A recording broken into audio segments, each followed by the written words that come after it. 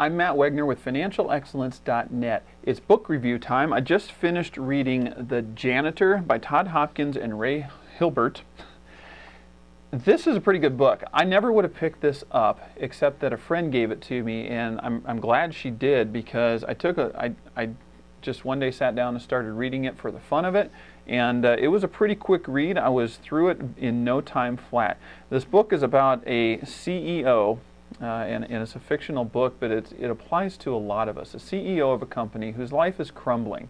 His business is not as profitable. They've been bending over backwards to please their biggest customer, who's just squeezing them dry, and they aren't profitable anymore. His marriage has fallen apart because he's working longer hours and getting less productive as he goes.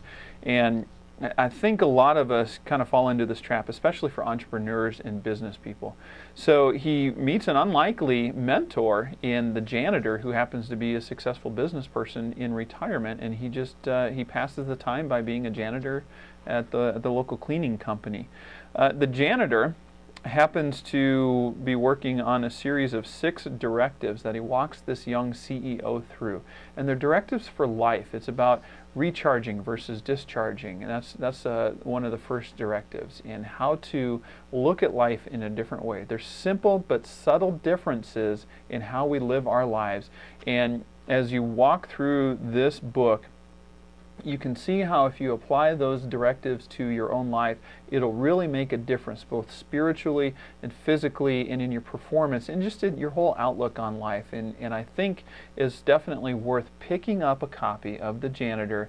Check it out, and I think you'll be glad you did, because you can apply those same principles to your life, those 6 directives, and you'll be better off for doing it. So that's my challenge to you. Get a copy of The Janitor by Todd Hopkins and Ray Hilbert, and pick it up, follow those directives, apply them to your life, and see if it doesn't make a difference.